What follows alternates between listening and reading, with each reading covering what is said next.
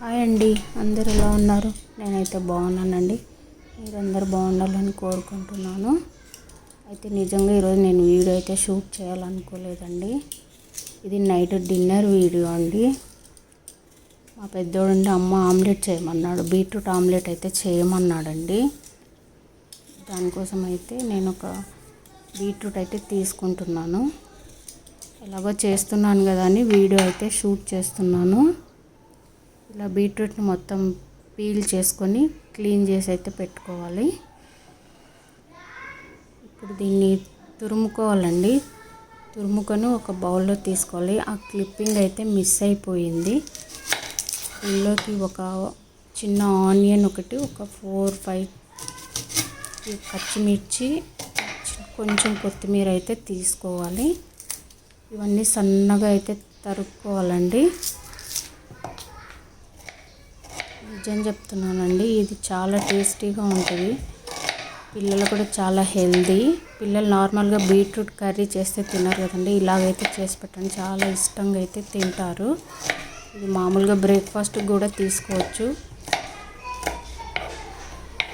Evening స్నాక్గాను side డిష్గా కూడా తీసుకోవచ్చండి. చాలా బాగుంటుంది. నేనైతే వీక్లీ వన్స్ అయితే చేస్తాను ఇంట్లో కంపల్సరీ. మా పిల్లలు చాలా ఇష్టంగా అయితే తింటారు. ఇవైతే సన్నగా చాప్ చేసుకున్నాక ఇవి ఇందులో బీట్రూట్లు అయితే వేయాలి.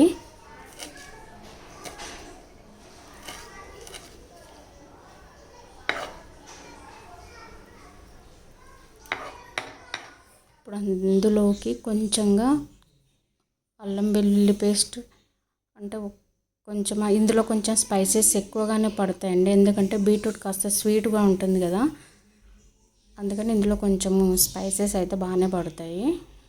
ఇందులో 1 టీ స్పూన్ అల్లం పేస్ట్, ఒక 2 టీ స్పూన్స్ అయితే కారం పొడి, ఒక 1/2 టీ స్పూన్ ధనియా పౌడర్, 1 టీ స్పూన్ అయితే సాల్ట్ వేసి బాగా కలుపుకోవాలండి.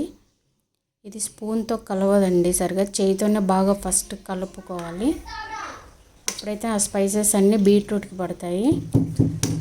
నేనైతే ఇందులోకి 5 ఎగ్స్ అయితే తీసుకుంటున్నాను. పెద్ద సైజ్ బీట్రూట్ తీసుకున్నాను కాబట్టి 5 ఎగ్స్ అయితే తీసుకుంటున్నాను. ఒక మామూలు చిన్న సైజ్ అయితే ఒక 2 ఎగ్స్ సరిపోతాయండి. ఇప్పుడు దీన్ని స్పూన్తో బాగా కలపాలండి. ఒక 2-3 మినిట్స్ వరకు అయితే బాగా కలపాలి.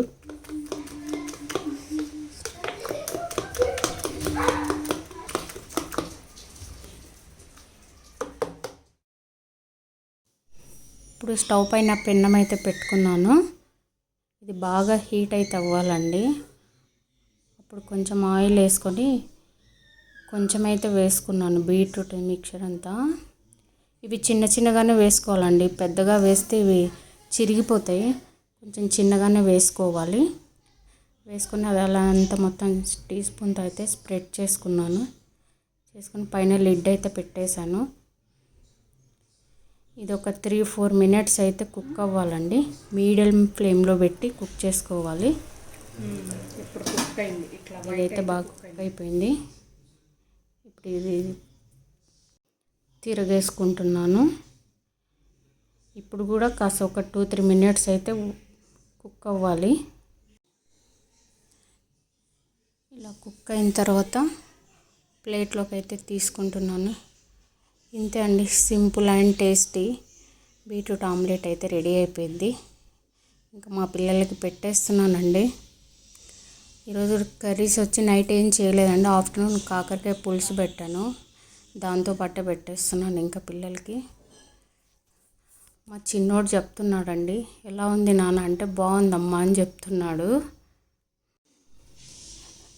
ఈ రెసిపీకి మీకు నచ్చినట్లయితే లైక్ అండ్ షేర్ చేయండి.